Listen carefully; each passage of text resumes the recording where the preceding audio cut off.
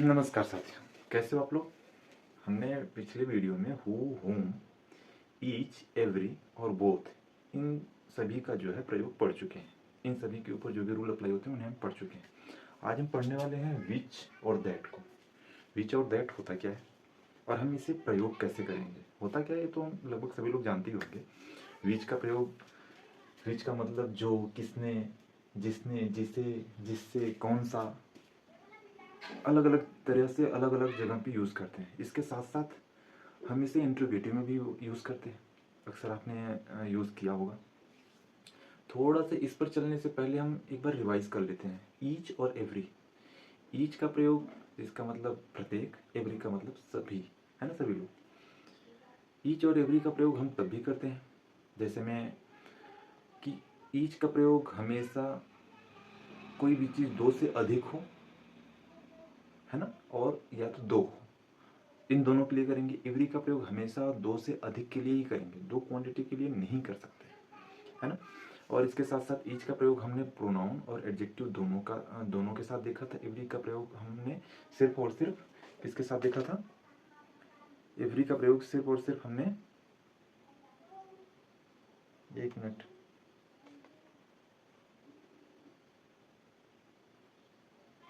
हाँ, एवरी का प्रयोग सिर्फ और सिर्फ एडजेक्टिव के लिए हम कर सकते हैं, प्रोनाउन के लिए नहीं करते उसका, है ना।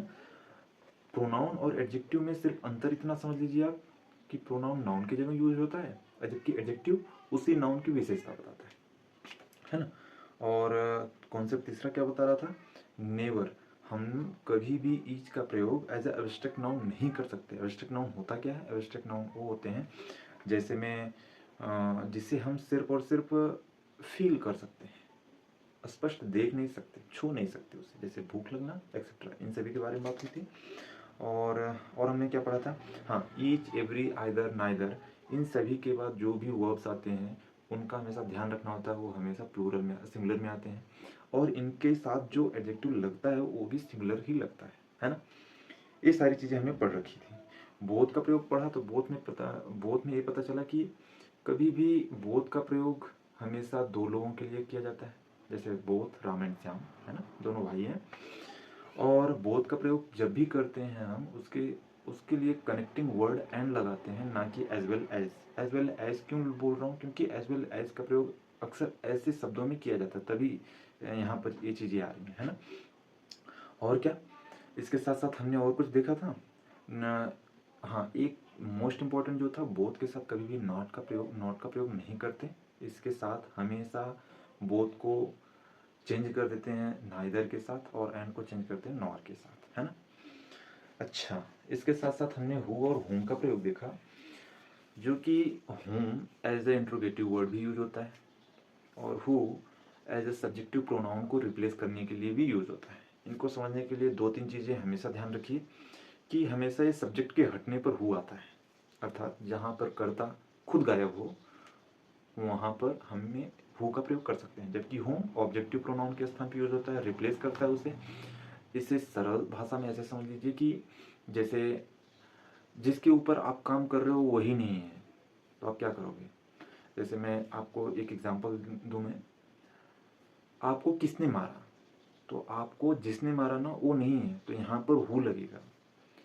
लेकिन यदि इसी वर्ड को मैं डिफरेंट तरीके से बोलूँ, जैसे मैंने किसे मारा, अर्थात मैं तो हूँ, करता तो है, लेकिन जिसके ऊपर वर्क किया गया वो नहीं है, तो यहाँ पर हम क्या यूज़ करेंगे, हूँ का यूज़ करेंगे, ठीक है।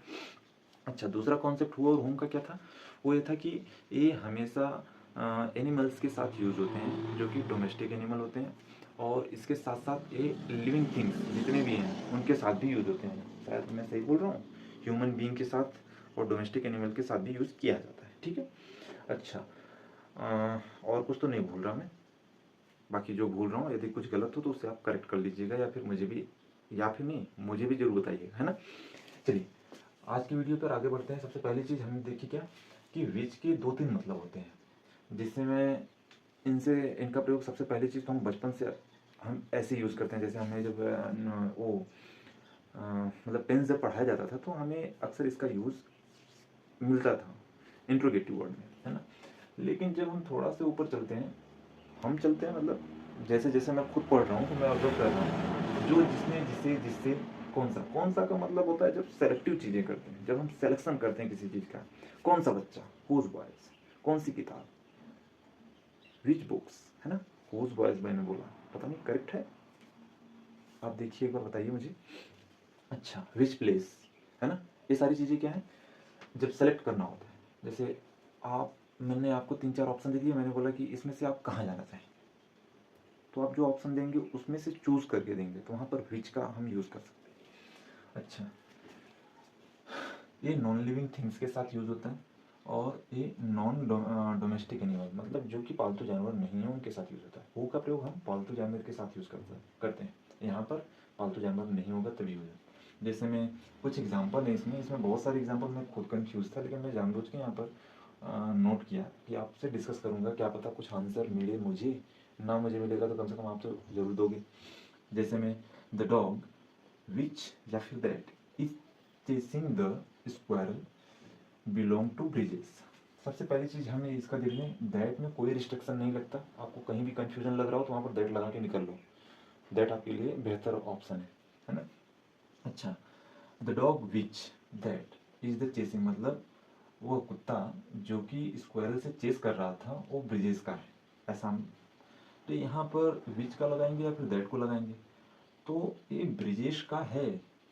मतलब मैं ये बोल सकता हूँ कि ये कुत्ता जो है ना पालतू है, तो इसलिए यहाँ पर विच ना लगा के हम यहाँ पे दैट का प्रयोग करेंगे, है ना।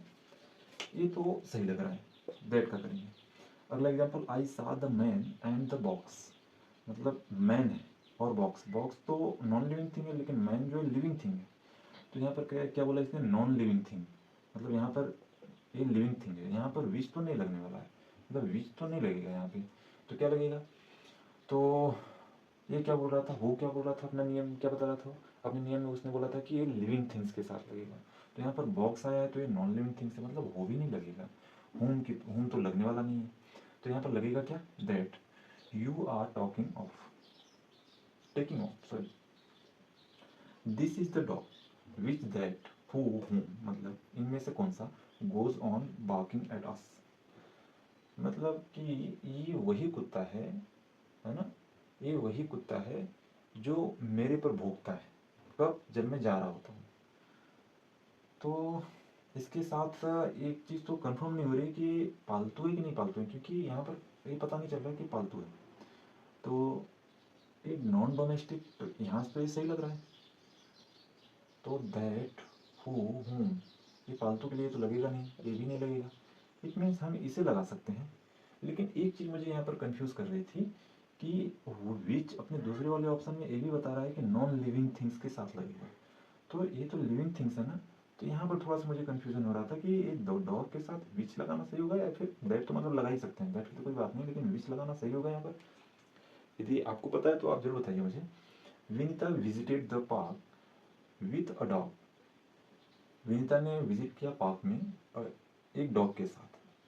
जब एक डॉग के साथ विजिट किया है तो ऐसा लग रहा है कि है इसका है ना। Which home that who that likes to chase square. अच्छा, इसी चीज को अब दूसरे तरीके से, तो ये अपने मतलब एक कुत्ते के साथ पार्क में विजिट कर रही है, तो यहाँ पे ये चीज लग रही है कि शायद होना चाहिए। वैसे में देखा जाए तो यहाँ पर क्या लगेगा, आप थोड़ा से क्लियर कीजिए, तो नहीं लगने वाला। हु हु तो लगेगा। वो क्या है कि वो डोमेस्टिक एनिमल के साथ लगता है ना। इसका मुझे मतलब समझ नहीं पा रहा हूँ, इसको आप बताइए, और रीजन के साथ कि कैसे होगा, उसके लिए जस्टिफिकेशन भी चाहिए, ऐसे मत बताइएगा, है ना। ऑल एनी, अच्छा नोट में क्या था, ये जितने सारे वर्ड मैंने लिख रखे हैं ना, all any, the only, the same, none, much, no, the little, the few, something, anything, nothing, and जितने भी सुपरलेटिव डिग्रीज होते हैं। सुपरलेटिव डिग्रीज का मतलब सिर्फ इतना समझ लीजिए कि जो चीज़ों को एज अ चीज़ों को ऐड करने के बाद उनमें उस चीज़ की बढ़ोतरी हो जाती है। जैसे मैं लोग नहीं बोलते कि आग लगी है, पानी डालना था, उसने पेट्रोल डाल दिया, पेट्रोल डालने से क्या हुआ, वो उस आग जहाँ कम होनी थी वो और बढ़ गई।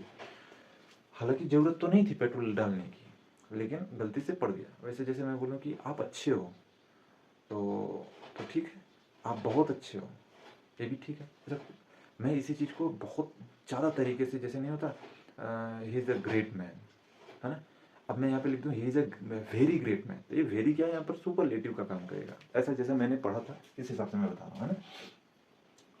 तो ये इन सभी वर्डों के साथ क्या होगा, दैट का प्रयोग करेंगे। जैसे मैं this is the same, same आया ना, यहाँ पर देखना, सेम बुक हो, सेम पर्सन, सेम प्लेस, ये सारी वर्ड आएंगे तो यहाँ पर हम दैट का प्रयोग करेंगे। This is the best, best आया तो अब इसके साथ जो भी चीज़ें आएंगी उसके साथ हम हमेशा दैट का प्रयोग करेंगे। ये सेम सारी चीज़ें, ठीक है। मुझे उम्मीद है कि आप लोग जरूर, क्या बोलूँ मैं, सजेस्ट करेंगे। हाँ, यदि आप जरूर, यदि देख रहे हो और आपको ये चीज़ें पता है तो आप जरूर गाइड कीजिए, है ना। मिलते हैं अगली वीडियो में।